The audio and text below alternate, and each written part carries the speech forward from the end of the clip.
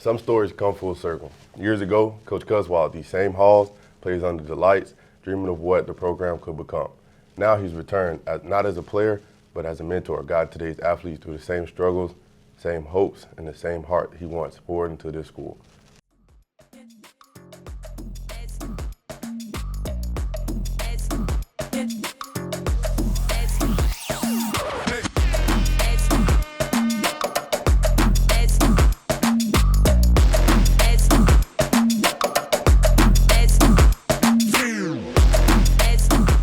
Coaches aren't just leaders on the sideline. They shape the mindset, discipline, and character of every player on the field. Today, we sit down with Coach Cuz to uncover the strategies, stories, and the passion that drive the team forward. I'm your host, Demija DuBose, and here I have my guy, Coach Cuz. How y'all doing, Coach Cuz? My first question, what inspired you to become a football coach, and how did you get your first start? Oh man, transparently, my first start wasn't in coaching. I thought I wanted to be a trainer, and then being here at this university, I took AMP2 and realized that this wasn't the route for me. But I always knew I wanted to stay by the game.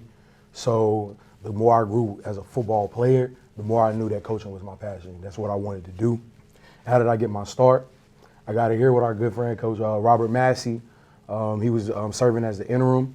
And we had some coaching staff changes, and me being young and naive, I went to him and told him, like, hey, Coach, if you need someone to fill this spot, I can do it. And, him being like a father figure to me, he took that as a big sign of respect, One of his kids coming to him saying, hey, I got you, Coach, whatever you need. And he, in turn, blessed me with the opportunity to get my feet wet in this coaching business under my now mentor, Coach Marcus McElveen. Yeah. What qualities do you think make a great football player aside from athletic ability? Personally, I think it's their commitment, their accountability, and their resilience. And I'm going to start with resilience. I start with resilience because football is a game of adversity. You're going to get punched in the mouth. Things are not going to go your way. You might not get a call. You might lose a game. But it's all about how you respond. Can you have that short-term memory? We talk about turning the page. So are you able to turn that and march forward and do what needs to be done to complete the task at hand? I say commitment because you can't cheat this game. You got to be committed in all phases, whether that be from a coaching standpoint or a player standpoint.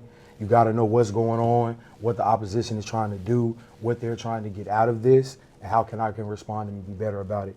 And lastly, accountability, man. And we talk about it all the time. Accountability is our best ability. Can I count on you to be where you're supposed to be? Can I count on you to make the read that you're supposed to read? And then even more than that, can I count on you to be where you be in class? Can I count on you to turn in your homework? Can I do all these things? I think those three pillars are really what lead to what makes a great athlete. Do you think I possess those? Do you think I possess those?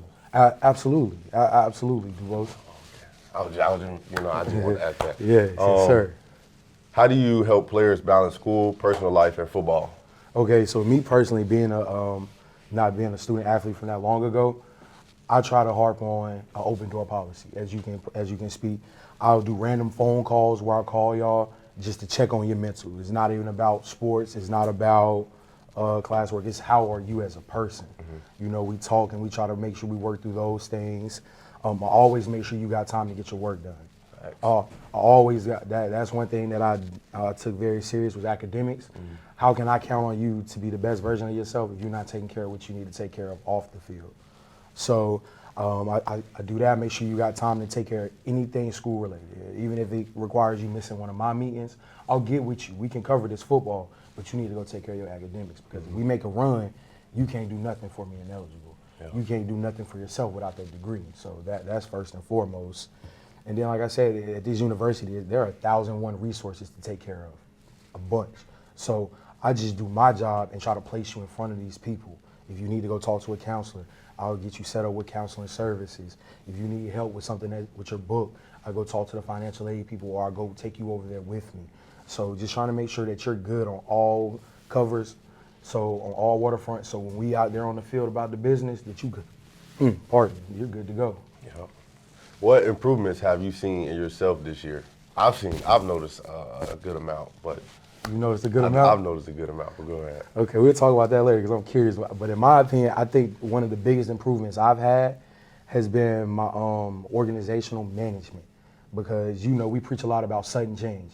Things are always changing at a drop of a dime. You got to be ready to go. So I may be working on a task and something else pops up that has more urgency.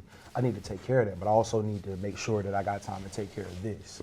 Whether it be from a game planning standpoint, or someone needs help with an issue with their bill, or it's, hey, coach, I just need to come talk to you. I'm having a rough time. I need to get this off my chest. So I think I've gotten better about prioritizing what needs to be taken care of. What advice would you give to players who want to be a coach? The biggest advice is, like I said earlier, man, you got to stay committed. You got to stay committed to this game. You can't cheat this game, because if you try to cheat it, it's going to show in the work that you do. As long as you prepare the way that you need to prepare, the game going to take care of itself. That's facts, y'all. Hey, man, we're going to wrap this up, but I appreciate you, Coach. No doubt, my guy. Hey, man, in the end, Coach Cuz's story isn't just about football. It's about coming home, giving back, and shaping the next generation with the same passion that shaped him. His journey proves that every player who walks these halls carries a piece of this program with them, and some return to leave it stronger than they found it. As the lights fade and the season moves on, one thing is clear. Being around isn't just about building wins. It's about building a legacy.